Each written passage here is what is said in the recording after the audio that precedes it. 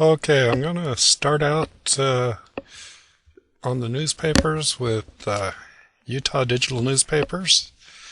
This can be the funnest or the most frustrating database I've played with. The optical character recognition program's not the greatest, and that's probably because some of the print ain't the greatest either. But I've had some real gems of finds on this. Here you can search all papers. You can choose a paper you want to research. Browse by county.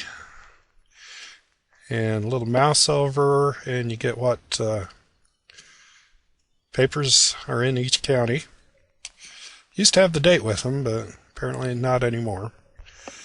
These are little PDF files, titles and dates. You may want to print this out when you research it. That way you know what paper is in the database. Papers in a timeline. Shows you the different papers and how long the database is. And Utah Hall of Fame. You know, this is just looks like the people that ran the paper. But let's start out with the general search. Now here, I'll usually type in the full name, first, middle, and end, and then choose exact phrase. Then I would go to maybe first and middle initial and click go.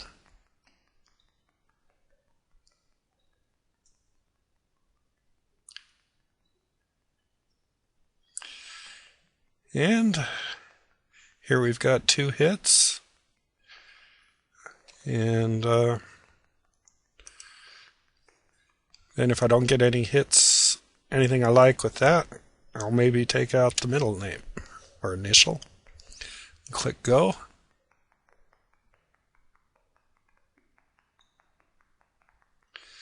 Now here I've got 80 hits. If I get a lot more than that, I'd probably want to narrow it down to a county. But one of the little gems I found on Luke Johnson, come down here to the bottom, we've got the history of Luke Johnson written by himself. It was in 2 parts in the Deseret News. It was a fascinating read. But let's try the counties. Oh, let's maybe try Millard County. Little mouse over doesn't give me enough. Okay, it was either in the Progressive or Chronicles. This is where you need the date range. And here you can actually search by date. I'll show you that in a minute. But birth, marriage, and deaths aren't the best way to search. Headline, little iffy. Keywords work the best.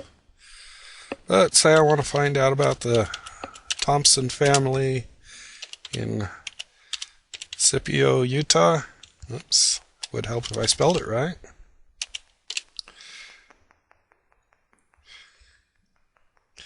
And let's go.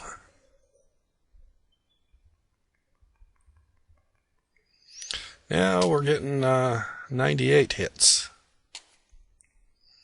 So I would probably want to add a name to that. So let's try Daniel.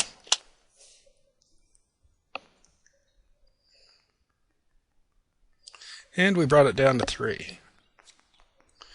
I'm not going to waste my time, waste the video time loading these pages. Now, let's go ahead and take a date off one of those. And I'll show you how the date works. Okay, 14-10-1. So we want 1914. Go. 19.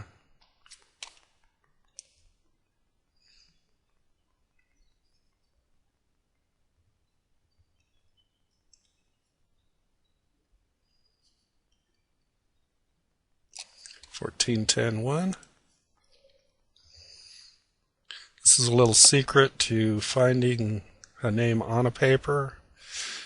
Generally, if I'm searching by date, I'll take an event, look at the following paper, and then look at the next 3 papers after that. Just for some little mention of a birth, death, or marriage. But there should be a Thompson listed in here.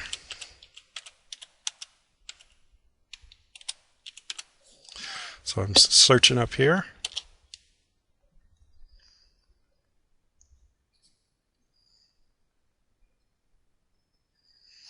And it's going to highlight everything that has a Thompson in it.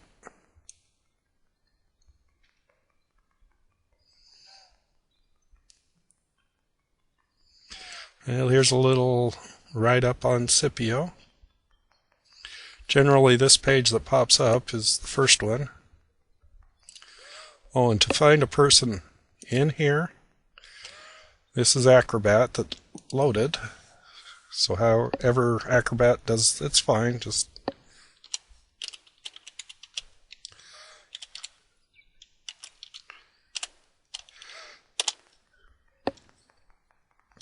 and it's going to highlight Thompson for you. And here's Scipio. It's always good to look at the little town news. These are just little gems. You wouldn't believe what you can find.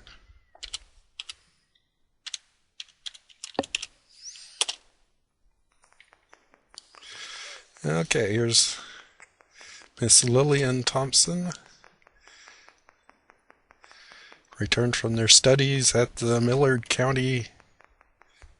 Academy. So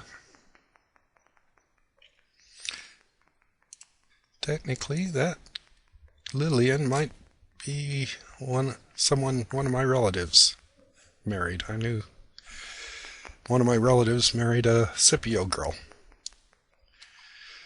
But that's pretty much it.